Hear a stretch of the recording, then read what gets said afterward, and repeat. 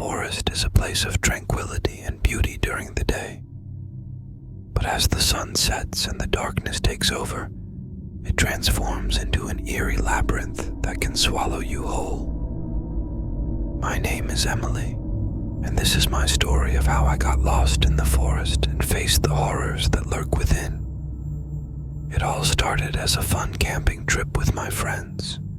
We were a group of 5: Tom, Sarah, Mike, Jenny, and me. We had planned this trip for months, looking forward to a weekend away from the hustle and bustle of city life. Our destination was the Pinewood Forest, a vast, dense woodland known for its breathtaking beauty and serene environment. We arrived on a bright Friday afternoon, set up our tents near a sparkling stream, and spent the rest of the day exploring the nearby trails. As the sun began to set, we gathered around the campfire, roasting marshmallows and sharing ghost stories. Little did we know, we were about to become part of a ghost story ourselves. The night fell quickly, and the forest, which had seemed so inviting during the day, now felt like an ominous, enclosing presence. The sounds of nocturnal creatures echoed around us, and the flickering campfire cast long, dancing shadows. Around midnight, we heard a distant, chilling howl. At first, we brushed it off as a coyote, but as the howls grew closer and more frequent, an uneasy feeling settled over us. Tom, the most adventurous of our group, suggested we go investigate. Despite our initial reluctance, curiosity got the better of us, and we ventured into the forest, armed with flashlights and a sense of bravado. We'd been walking for what felt like hours when we realized we had no idea where we were. The forest seemed to have a mind of its own, twisting and turning, making every tree look identical. Our flashlights, once strong and reassuring, now seemed feeble against the encroaching darkness. Panic set in. Tom tried to use his phone to find our location, but there was no signal.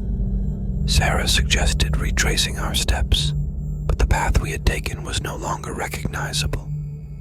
It was as if the forest had shifted, changing its layout to trap us. As we wandered aimlessly, the howls returned, closer and more menacing than before.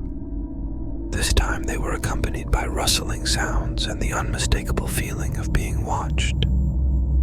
Our group huddled together, the bravado we had felt earlier completely gone.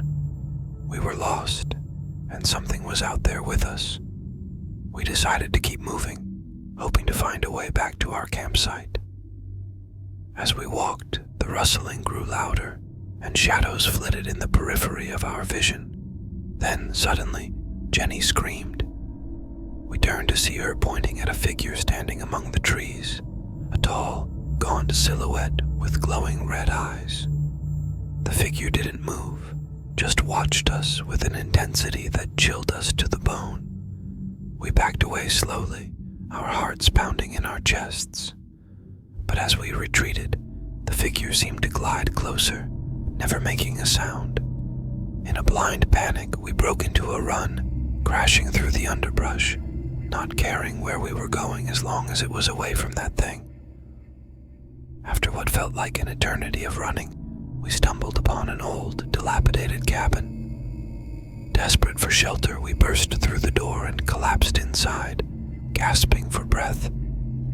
The cabin was dark and musty, with broken furniture strewn about, but it felt safe, a haven from whatever was out there. As we gathered our wits, Mike found an old oil lamp and managed to light it, casting a dim glow around the room. We barricaded the door with what little furniture we could find and huddled together, trying to make sense of what had happened. "What was that thing?" Jenny whispered, her voice trembling. "I don't know," Tom replied, his usual confidence shattered. "But we need to stay here until daylight. Maybe we can find our way back once the sun is up." The hours crawled by as we sat in the cabin, jumping at every creak and groan of the old wood. The howls outside had ceased, but a new, more sinister sound had taken their place. A soft, almost imperceptible whispering that seemed to come from the very walls of the cabin. We tried to ignore it, to rationalize it as the wind or our minds playing tricks on us. But as the whispers grew louder, we realized they were real. They spoke in a language none of us could understand, a guttural, ancient tongue that filled us with dread. Then the lamp flickered and went out, plunging us into darkness. In the pitch black, the whispering grew to a crescendo, and we could feel a cold presence pressing in on us. I felt something brush against my arm, and I screamed, fumbling for my flashlight. When I managed to turn it on, the beam illuminated a sight that froze my blood. The figure from the forest was inside the cabin, standing in the corner, watching us with those red, malevolent eyes.